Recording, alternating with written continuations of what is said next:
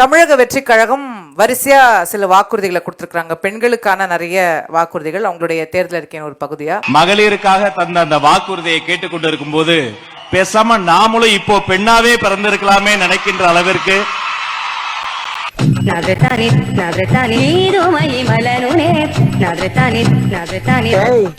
Ladies கட்டப்ல உன்னை விட நான் ரொம்ப அழகா இருக்கேன்ல. பஞ்சாயத்தடா முடிச்சு பாரு, நமக்காக அம்பட்டு பெண்ணும் பிள்ளை குட்டியோட வெயில்ல காத்து கிடக்குறாங்களே. நம்ம ஏற்கனவே இதை பத்தி பேசியிருக்கோம். தாவேகாவினுடைய வாக்குறுதிகள்ல பார்க்கும்போது தங்க மோதிரம், அண்ணன் சீர், தாய்மாமன் சீர், சொல்லும் போதே தேர்தல டூப்புன்னு. ஏண்டா இப்போ இளைஞர்களுக்காக வேலை வாய்ப்பு கிடைக்கிற வரைக்கும் 4000 ரூபாய் அப்படிங்கிற மாதிரியான விஷயங்களை சொல்லியிருக்காங்க. சும்மாவே நீங்க சும்மா செஞ்சுட்டாலும் நாங்க அப்படியே அசந்து அழுத்துதான் போயிருவோம். இந்த முறை இந்த தேர்தலில் கதாநாயகனாக இருக்க போவது யாருடைய தேர்தல் அறிக்கை? நெட்டையா வந்தாலும் குட்டையா வந்தாலும் அந்த வெடக்கோழி இந்த வேட்டையனுக்கு தான்டா. கேட்ட பையன் சார் இந்த பால்சாமி. ஐயா 2021ல ஒரு 505 வாக்குறுதிங்க கொடுத்தாங்க. அந்த 505 வாக்குறுதியில 80% மேல நிறைவேற்றிட்டோம் அப்படின்னு சொல்லிக்கிறாங்க. என்ன கேவி கேவி அழுகுறான்? என்ன சொல்றாங்க? என்ன குற்றச்சாட்டு? சொன்னீர்களே செய்தீர்களா, சொன்னீர்களே செய்தீர்களா அப்படின்றாங்க. அதே கேள்வி இப்ப நம்ம திருப்பி அதிமுகவை பார்த்து கேட்டோம் அப்படின்னா எங்க போய் மூஞ்ச வச்சுப்பாங்கன்னு தெரியாது. 2016ல செல்போன் குடுக்குறோம் அப்படின்னாங்க. கொடுத்தாங்களா? உங்க யாருக்காவது வந்துச்சா செல்போனு? இல்லைங்க, இல்ல. மானிய விலையில ஸ்கூட்டினாங்க. எத்தனை பேர் வாங்கினாங்க நமக்கு தெரியாது. சோ இந்த பட்டியலை பாத்தீங்க அப்படின்னா போய்கிட்டே இருக்கும். நாரிரும். தேர்தல் வாக்குறுதிகளை பற்றி பேசுவதற்கு அருகதையற்றவர்கள் அதிமுகவை சார்ந்தவர்கள். அப்படி துப்பு. இப்ப எல்லாருக்கும் ஃப்ரிட்ஜ் தேவைப்படும் சொல்ல முடியாது. வேற ஏதாவது தேவைப்பட்ட குடும்பங்கள் இருக்கலாம். அப்படி இருக்கக்கூடிய இல்லத்தரசிகளுக்கு கேஷ் அவங்க கிட்ட கொடுத்து அந்த சாய்ஸையும் ஃபிளெக்சிபிலிட்டியும் அவங்க கிட்ட கொடுக்குறீங்கன்னா அவங்களுக்கு பிடிச்ச பொருள் அவங்க வாங்கிட்டு போறாங்க. கரெக்ட். ஓ இன்வால்வ்மென்ட் நான் பாராட்டு. திமுகவுடைய தேர்தல் அறிக்கை அப்படிங்கிறது பராசக்தி படம் மாதிரி காலத்துக்கும் நின்னு பேசும் கிளாசிக் பிலிம் அது. சிவாஜி நடிச்சாலும் சரி, சிவகார்த்திகேயன் நடிச்சாலும் சரி, எல்லா காலத்திலும் ஏத்த படமாக இருக்கும். நிறைய போறான்டா. அன்னைக்கு பார்த்தவங்களும் ரசிப்பாங்க, இன்னைக்கு பார்த்தவங்களும் ரசிப்பாங்க. இன்னைக்கு இருக்கக்கூடிய சூழ்நிலைக்கு ரிலேட்டபிளா இருக்கும். கிளாஸுக்கும் பிடிக்கும், மாசுக்கும் பிடிக்கும். இது சூப்பர். அப்படி அதிமுகவுடைய தேர்தல் அறிக்கைங்கிறது விசு படம் மாதிரி, விசேகர் படம் மாதிரி. அந்த காலத்துல சூப்பர் டூப்பர் ஹிட் நல்லா ஓடிடுச்சு. ஆனா இந்த காலத்துல அதை ரீ ரிலீஸ் பண்ணீங்கன்னா அட போங்க பூமர் அங்கிள், எங்களுக்கு புதுசா பெருசா ஏதாவது சொல்லுங்க அப்படின்னு தான் கேட்பாங்க. நாம் தமிழருடைய படம் தான் இருக்கிறதுலயே பெஸ்ட்டுங்க. நீ கிண்டல் பண்ற. இது கிண்டல் இல்ல மாப்ள, நல்லா இருக்கும். பல மேடைகளை கூப்பிட்டு அவார்ட் எல்லாம் கொடுப்பாங்க. நல்லா பேசுறீங்க, வித்தியாசமா சிந்திக்கிறீங்க. ஆனா கமர்ஷியல் வேல்யூ கிடையாது, படம் ஓடாது. அப்படின்னா நீங்க ஒரு செல்லா காசுன்னு சொல்லுங்க. ஒரு ஜோக் ஒன்று வரும் ஒரு படத்துல. கடவுள் வந்து ஒருத்தர் டக்குன்னு வந்து நிப்பாரு. பக்தா உனக்கு என்ன வர வேணும் கேள். இந்த பக்தன் கேட்பான், எனக்கு என்ன வர வேணும்னே தெரியலையே, நீ நயா சாமி அப்படின்னுவான். இதெல்லாம் யாரா உன்ட்ட கேட்டா? யாரா நீ? அது போல 5 வருஷம் ஆண்டுட்டு இப்பதான் நம்ம முதல்வர் கேக்குறாரு, பக்தா உனக்கு என்ன வரம் வேண்டும்? சார் என்ன தேடுறீங்க? இல்ல இந்த காமெடி எங்க இருந்து வருதுன்னு தெரியும். காமெடி மேல் பண்ணிட்டு ஒருத்தனை ஏமாத்தணும்னா அவங்ககிட்ட அனுதாபம் தேடக்கூடாது, அவன் ஆசையை தூண்டணும். யார சொல்றான்? அது மாதிரி ஒரு இடத்துல ஓட்டு வாங்கணும்னா நம்ம இப்படி செய்வோம் இதை செய்வோம் அதெல்லாம் இல்ல, அவன் ஆசையை தூண்டுறோம். 6 சிலிண்டர்கள் தாய்மார்களுக்கு கட்டணம் இல்லாம அன்னபூர்ணி சூப்பர் 6 திட்டம். கல்யாணம் ஆகி போற நம்ம தங்கைகளுக்கு 1 பவுன் தங்கமும் பட்டு சேலையும். 60 வயசு வரைக்கும் இருக்கிற குடும்ப தலைவிகளுக்கு மாதந்தோறும் 2500. எல்லாருமே தமிழ்நாட்டுல எந்த மூலையில இருந்து எங்க வேணாலும் தமிழ்நாட்டுக்குள்ள எந்த பஸ்ல வேணாலும் ஃப்ரீயா, சொன்ன மாதிரியே ஃப்ரீயா போகலாம். இதெல்லாம் வெறும் அறிவிப்புகள் மட்டும்தான். இதெல்லாம் வெறும் அறிவிப்புகள் மட்டும்தான். இதனால ஒரு யூஸுமே கிடையாது.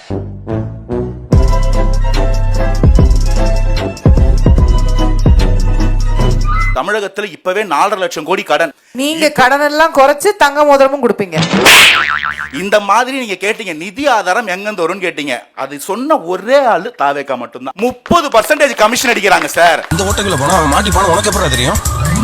நடிகரும் தாவேக தலைவருமான விஜய் புலி படத்தில் நடிப்பதற்கு 15 கோடி ரூபாய் சம்பளம் பெற்றதை வருமான வரி கணக்கில் காட்டாமல் மறைத்துள்ளதை கண்டுபிடிக்கப்பட்டது.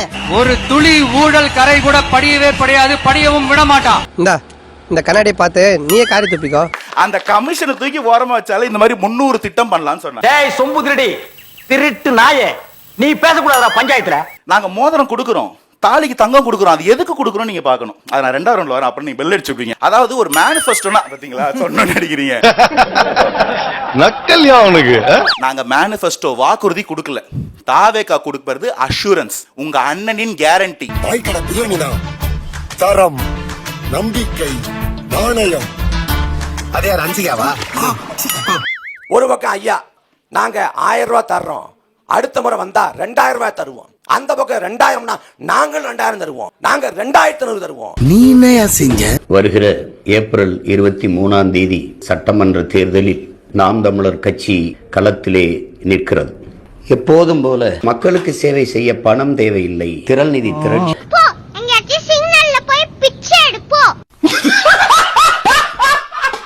தம்பி விஜய் ஒரு வாக்குறுதியை கொடுத்திருக்கிறார். என்ன தெரியுமா? முதல்ல எடுத்த உடனே போதை மருந்து இல்லாத மாநிலமாக உருவாக்குவோம் சொல்றாங்க. அவர்களுடைய ஒரு வேட்பாளர் 10 நாளைக்கு முன்னாடி கஞ்சா கடத்தல்ல சிக்கி ஜெயிலுக்கு போயிட்டு ஜாமீன்ல வெளியில வந்தவர். ஊருக்குள்ளே இருக்காதீங்க, எங்காவது ஓடி போய். இன்னொரு வேட்பாளர் பாலியல் குற்றவாளியாக அறியப்பட்டு அவரும் தண்டனைக்குள்ளாக்கப்பட்டு வெளியில் வந்தவர். ஊர்ல இருக்கிற மொள்ள மாதிரி சேர்ந்து என்னதான வரீங்க? தமிழக வெற்றி கழகத்தின் தலைவருக்கு போதையை பற்றியோ போதை மருந்துகளை பற்றியோ பேசுவதற்கு எந்த தார்மீக உரிமையும் கிடையாது என்பது உங்களுக்கும் தெரியும், எங்களுக்கும் தெரியும். நீ மாநிலடா, தலையில இருக்கிற பேனை பத்தி கூட பேசக்கூடாது. அப்படியே உன தம்பி. சீமான் அவர்கள் காமெடி செய்கிறார். சிரிப்பு போலீஸா? ஏய், சீரியஸா பேசிக்கிட்டு இருக்கேன், சிரிப்பு போலீஸுங்கற. 5 மாநிலத்தில் 5 தலைநகரங்களை கொண்டு வருவாராம். அவனுக்கு தான் மண்டல அடிபட்டு மரக்கணிச்சுன்னு தெரியும்ல. திமுகவுடைய தேர்தல் அறிக்கை என்பது எங்களுடைய காப்பி. அப்படியா? எங்க தேர்தல் வாக்குறுதிகளை நீங்க காப்பி அடிச்சிட்டீங்க அப்படின்னாங்க. 2021 தேர்தலில் மகளிர் உரிமை தொகை கொடுப்போம் அப்படின்னு சொல்லி தலைவர் வந்து வாக்குறுதி கொடுக்கிறார். 1000 ரூபாய் கொடுக்குறேன்னு சொல்ல முடியாதுங்க, அதை எப்படிங்க முடியும், நமக்கு அந்த அளவுக்கு பணம் இல்லைங்க அப்படின்னாரு. யாரு சொன்னா? உங்க எல்லாருக்கும் தெரியும். இப்ப யாரு காப்பி அடிச்சா?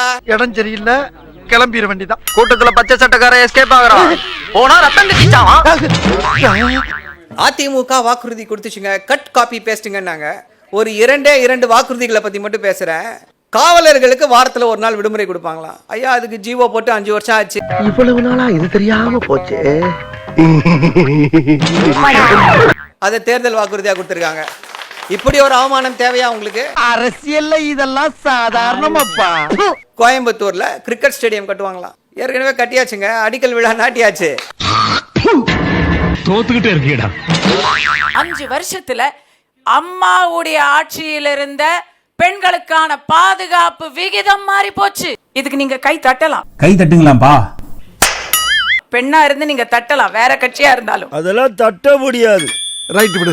அந்த கூப்பன்ல வந்து நான் ஃப்ரிட்ஜ், டிவி, ஏசி எல்லாம் உங்க விருப்பப்பட்டபடி வாங்கலாம், அதுதானே பெண்களுக்கு நல்லது அப்படின்னு கேட்டாங்களே. எலக்ட்ரிசிட்டி பில் நீங்க கட்டுவீங்களா மேடம்? ஃப்ரிட்ஜுக்கு யார் கட்டுவாங்க? 5 வருடங்களுக்கு மேல் என்றுமே திமுக மறுபடி அரியணை ஏறியதில்லை. அந்த வரலாற்றை இந்த வருடம் அவர்கள் படைக்க போவதும் இல்லை. நன்றி, வணக்கம். 2026ல திமுக தான் வரும். எங்க முத்துவேல், கருணாநிதி, ஸ்டாலின் எங்க அண்ணன் வின் பண்ணுவாரு, வின் பண்ண வைப்போம். அண்ணாமலை எடப்பாடியை பத்தி போன மாசம் வரைக்கும் என்னங்க பேசிட்டு இருந்தாரு? டிடிவி தினகரன் என்ன தெரியுமா, எடப்பாடி முதல்வர்னா அதுக்கு நான் தூக்கல தொங்கலான்னு பேசினாரு. அப்ப இருந்து அவன் குடும்பத்தை நான் கவனமா பேசுவேன், என் குடும்பத்தை அவன் ரொம்ப கவனமா பேசுவான். இதை நாங்க 2 பேரும் ஒரு ஜாலியாவே எடுத்துக்கிறது. அன்புமணி பேசினதெல்லாம் நம்ம இங்க சொல்ல முடியாது, சபை நாகரிகம் கருதி நான் சொல்ல மாட்டேங்கிறேன். அவன் சொன்ன வார்த்தை சொன்னா எல்லாரும் குடும்பத்தோட நாக்க பிடிங்க. நிதி மேலாண்மை தெரியல அண்ணன் அனந்தஜித் பேசினார். நீங்க முதல்ல தேர்தல் அறிக்கைன்னு ஒண்ணு கொடுத்தீங்களா சார்? எலெக்ஷனுக்கு இன்னும் 20 நாள் தான் இருக்கு, இன்னும் தேர்தல் அறிக்கையே வெளியில வரலங்க. இப்பவாது 2 வார்த்தை பேசுங்கய்யா.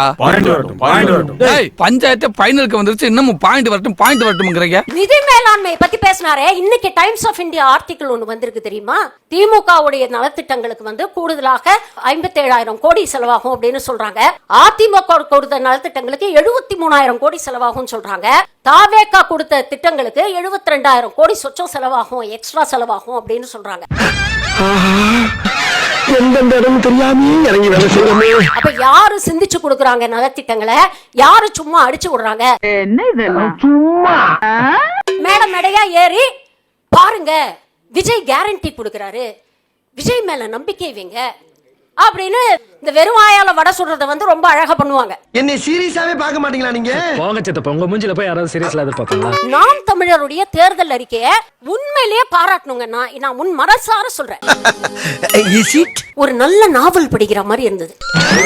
இன்னைக்கு கூட பேசுறாரு பாருங்களேன், நாங்க ஆட்சிக்கு வந்தா அரசாங்கம் வாங்கின கடன் எல்லாம் நாங்க திருப்பி கொடுக்க மாட்டோம். நான் கஷ்டப்பட்டு வந்து தாவேக்காவுடைய தேர்தல் அறிக்கையே வரல பாத்தீங்கன்னா. ஜனநாயகன் படம் மாதிரி வரவே இல்லை. அத வேற ஞாபகப்படுத்திட்டீங்க.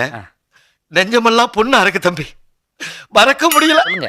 என்னைக்கு வந்தாலும் ஜனநாயகம் வர்றதுக்காக ஒட்டுமொத்த கூட்டமும் காத்திருக்கு. அது என்னமோ மெய்யால இருக்கிறானுங்க, ஆனா உன்னை ரசிக்கிறதுக்கு இல்ல, உன்னை கலாய்க்கிறதுக்கு இருக்கிறானுங்க.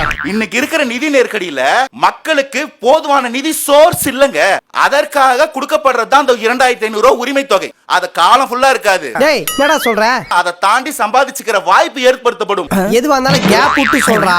நாங்க சொல்றதை செய்வோம், செய்யலனா திரும்ப சொல்ல வரமாட்டோன்ற வாக்குறுதியோட நிறைய பேர் கான்பிடென்ட்டா இருங்க. வெற்றி நிச்சயம். வாய்ப்புக்கு நன்றி. சீக்கிரமா போடா, விஷால் முறைகிறார், அடிக்கடி போறாரு. இது வீடுன்னு சொன்னா நம்ப மாட்டீங்க. 2 பக்கம் சுவர், மேல கூரை. இந்த வீட்டுல ஐயா எடப்பாடி கொடுக்கக்கூடிய குளிர்சாதன பெட்டி, இதெல்லாம் எங்க வைப்பீங்க?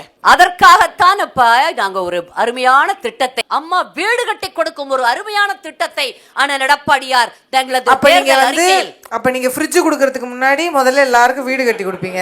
ஆமா இல்ல, அதுக்கு என்னப்பா? வீடு கட்டி அப்புறம் அதுல ஃப்ரிட்ஜ் ஃப்ரிட்ஜ் முதல்ல கொடுப்போம். எல்லாம் சொன்னாங்க முதல்ல கொடுக்கிற ஃப்ரிட்ஜ் தான் எங்க வைக்கிறதுன்னு கேக்குறாரு அண்ணன். ஏன்னு அத வெச்சுக்கலாம். அங்கேயே ஒரு இடம் பண்ணி அதுக்கு ஒரு இது அதுவும் வந்து நாங்களே சொல்லிடுவாங்க. அது வரைக்கும் நான் இந்த குடிசுக்குள்ளே உட்கார்ந்திருக்கணும். இதுல நக்கல் வேறயா? திமுக அதிமுக பேசுறப்ப இனிமையா இருக்கும். காதுல வந்து அப்படியே தேனை ஊத்துவாங்க அண்ணன் சொல்றது போல. ஆனா முழுக்க முழுக்க கசப்பான வார்த்தை தான். நீங்க பேசுறது சரியா கேட்கல, ஏதோ ஜெனரேட்டர் பக்கத்துல நின்னு பேசுங்க நினைக்கிறேன். கொஞ்சம் தள்ளி வந்து பேசுங்களேன். திமுக அதிமுக இலவசம் தருது. அண்டா கொடுக்குறாங்க, குண்டா கொடுக்குறாங்க. தாவே கவலை அவன் முடியல, ஒரு தமரா செட்டு. திமுக அதிமுகவும் ஒரு சட்டமன்ற தொகுதிக்கு சராசரியா 25 கோடி. 25 கோடி ஒரு சட்டமன்ற தொகுதிக்கா? ரொம்ப குறைச்சா சொல்றேன். என்னன்னா எப்படி சொல்றீங்க? 50 கோடி. அவ்வளவு பணக்காரனா தமிழ்நாடு? ஐயோ தப்பா பேசுற மாதிரி இருக்கு. நாவல படிச்சதுக்கு உங்க மூஞ்சிக்கு சம்பந்தமே இல்லை தம்பி. ஒரு மாற்று உருவாகணும்னா பெருந்தலைவர் காமராஜரோட 9 ஆண்டுகள் ஆட்சியை வந்து கவியரசு கண்ணதாசன் காலம் ஒரு முறை கடைசியா கண்ணி விட்டுருக்கிறார். அதே போல வரலாற்றின் கடைசி வாய்ப்பு நாம் தமிழர் கட்சி. என்னது ஒரு பேச்சுக்கு சொன்னா உடனே நல்ல சிறப்பா பிச்சாங்க. சாத்தியமான்ற கேள்வியை நிறைய பேர் எழுப்புறாங்கல்ல. நீங்க 5 தலைநகரம்ன்றீங்க, வாங்கின கடனை திருப்பி கட்ட மாட்டேன்றீங்க, ஜிஎஸ்டி வரி கொடுக்க மாட்டேன்றீங்க. எங்கள் திருநாட்டில் எங்கள் நல்லாட்சி அப்படின்னு பாவிந்த பாரதாசம் பண்ணாரு. அந்த முழக்கங்கள் செயல் வடிவம் பெறணும்னா நாம் தமிழர் கட்சி ஆட்சி அமைக்கணும். அண்ணன் சீமான் அதிகாரத்தில் வரணும். அதற்கு தமிழ்நாட்டு மக்கள் வாக்கு செலுத்துவாங்க நம்பிக்கை இருக்குது. ஏண்டா எங்களை இன்னமுமாடா நம்பிக்கிட்டு இருக்க? தம்பி விக்னேஷ் சொன்னார், அம்மாவை தலைவியாக கொண்ட கட்சி. நீங்க எப்படி அம்மாவை மறந்தீங்க? அம்மாவை நாங்கள் மறந்தாலும் நீங்கள் யாரும் மறப்பதாக இல்லை. ஐயோ நம்ம மைண்ட் அங்க போகுது. என்ன பண்ண தெரியுமா? என்ன தெரியும்? அடிக்கலாம் மாட்டேன். பயமா இருக்குல்ல, ஒழுக்கமா இருக்கணும். நிச்சயமாக எந்த முறை இன்னும் 1 மாதம் கூட இல்ல, அண்ணா திமுக 1 மாதம் இருக்கு. உனக்கெல்லாம் பேசவே தெரியல. எங்கள் அண்ணன் எடப்பாடியாரின் தலைமையில் ஆட்சி அமைந்தவுடன் தமிழகம் தன்னிறைவடையும். தம்பி அனந்தஜித், உங்கள் மீது ஆணையாக சொல்கிறேன், தமிழக வெற்றி கழகத்தின் தலைவர் விஜய் தான் போட்டியிடும் 2 தொகுதிகளிலும் தோற்று போவார். இந்த தேர்தல் வாக்குறுதிகளை தேர்தலுக்கு முன்னால கொடுக்க வேண்டும், மக்களுக்கு ஒரு உறுதிமொழி கொடுக்க வேண்டும்னு சொல்லி ஆரம்பித்த இயக்கம் திராவிட இயக்கம். ஆனா வெதை நாம் போட்டது, இதெல்லாம் பெருமையா? கடமை. 1952ல அப்போ நீங்க எங்க கூட தான் இருந்தீங்க. கையை தூக்காதீங்க. வெக்கமால உனக்கு. தமிழ்நாட்டிலே சட்டம் ஒழுங்கு சரியில்லை. 3 மாணவிகள் எரித்துக் கொல்லப்பட்டார்கள். அவங்களுக்கு விடுதலை கொடுத்தது யாரு? அதிமுக. அது சட்டம் ஒழுங்கு பிரச்சனை. நானா இல்ல என்னக்குல மாட்டி விட்டிய? நான் ஏம்பாட் லெட்டர் படிச்சிட்டு பண்ணி மாட்டி விட்டீங்களே. 124 ரவுடிகளை பாஜகவுல சேர்த்து வைத்திருக்கிறார்கள். ரவுடிகளை கட்சியில சேர்த்து பொறுப்பு கொடுப்பாங்களா? அப்புறம் திமுக ஆட்சியை பார்த்து சட்டம் ஒழுங்கு சரியில்லை, சட்டம் ஒழுங்கு சரியில்லைன்னு வாங்கலாம். அவரே கொண்டு வைப்பாராம், அவரே எடுப்பாராம், பழி எங்க மேல போடுவாராம். அசோக் பல்லால்னு ஒருத்தருக்கு லெட்டர் எழுதுறாங்களா? அவர் யாருன்னா மணிப்பூர் கவர்னரா. மணிப்பூர் கவர்னர் வந்து தாவேகாவுக்கு இப்ப பாதுகாப்பு கொடுக்கணுமா? இப்ப தெரியுதா என்னையா கர்க்குரி கூப்பிடுறானுங்க.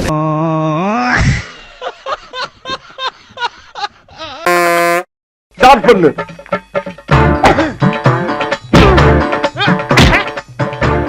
இங்கிட்டு வா.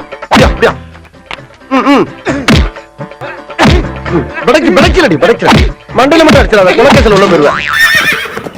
சரியா? உங்க வீட்டு பிள்ளையா நினைச்சு எல்லாரும் என்னை மன்னிச்சிருக்க.